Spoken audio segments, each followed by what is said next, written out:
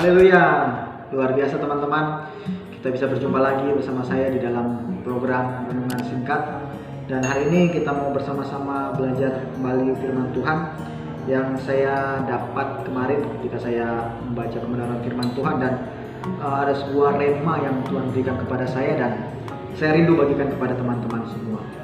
Seperti judul pada konten kali ini, yaitu saudarakah antikristus itu? Pertanyaan ini adalah pertanyaan yang akan kita jawab bersama-sama dari beberapa ayat yang akan kita baca. Nah, berbicara tentang antikristus, kita sudah tahu ya, kita banyak mendengar, pasti kita semua sudah pernah dengar tentang antikristus.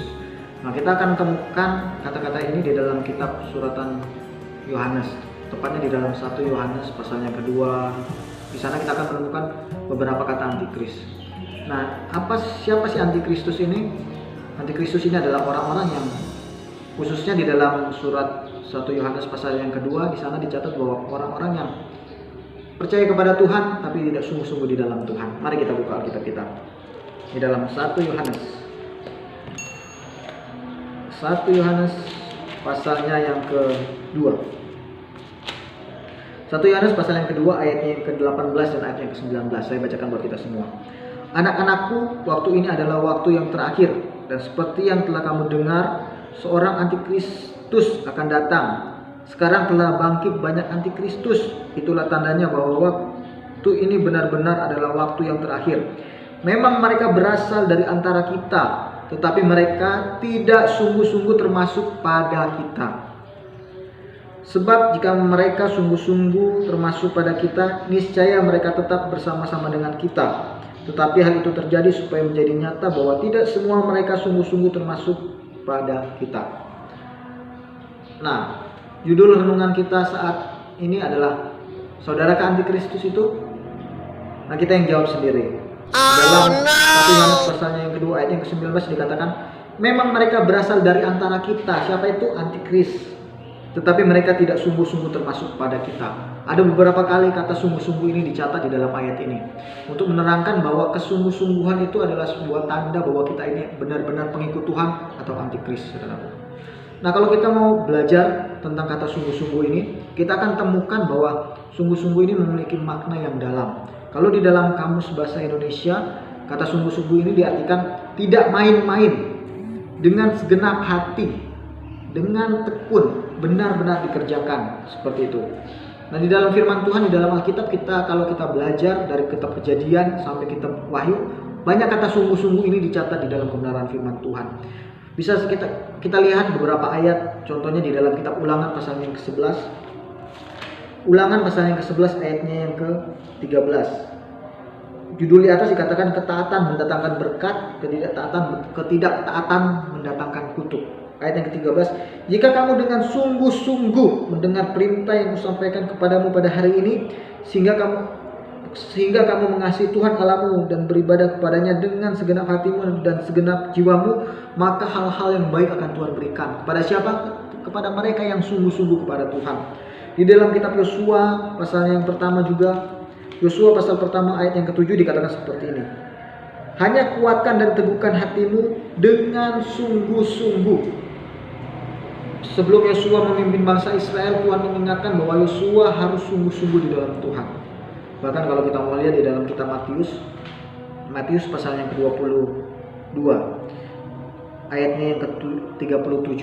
Matius pasal yang ke-22, ayat yang ke-37 dan ayat yang seterusnya dikatakan seperti ini.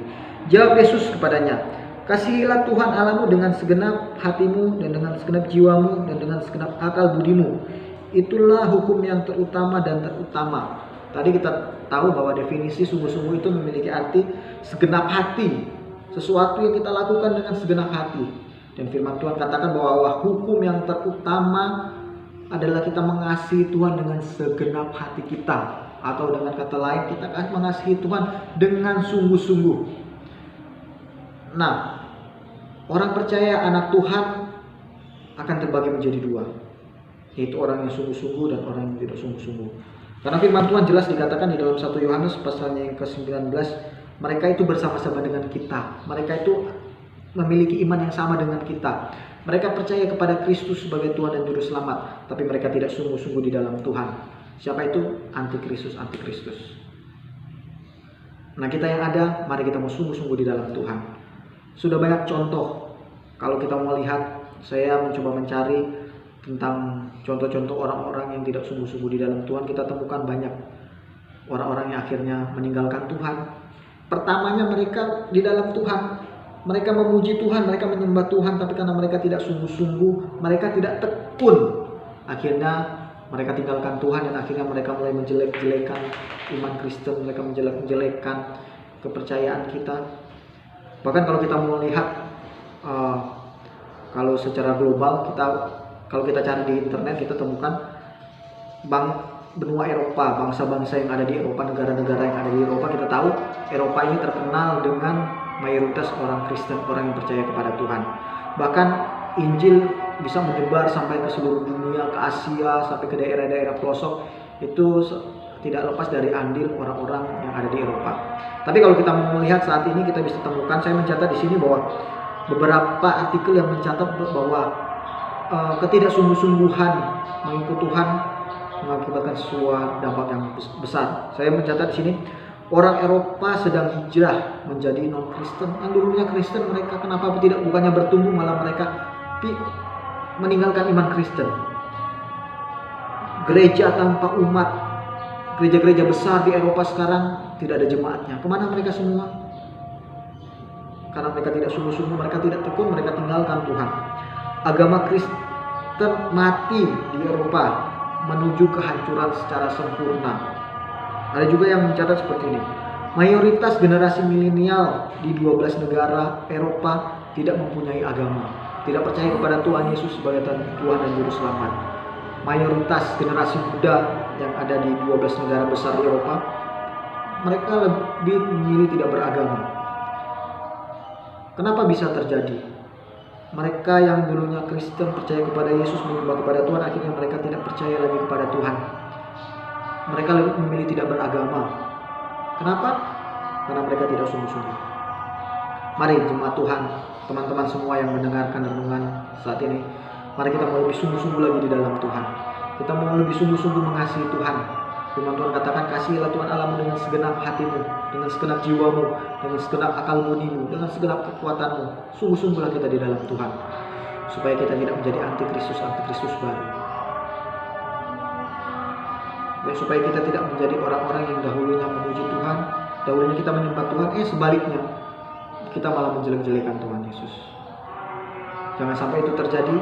Oleh sebab itu, mari kita tetap semakin bersungguh-sungguh lagi di dalam Tuhan. Semakin bersungguh-sungguh di dalam melayani Tuhan, semakin bersungguh-sungguh mengikut Tuhan, mengasihi Tuhan, melakukan kebenaran firman Tuhan. Apa yang Tuhan kehendaki itu kita lakukan, apa yang Tuhan tidak kehendaki itu kita buang.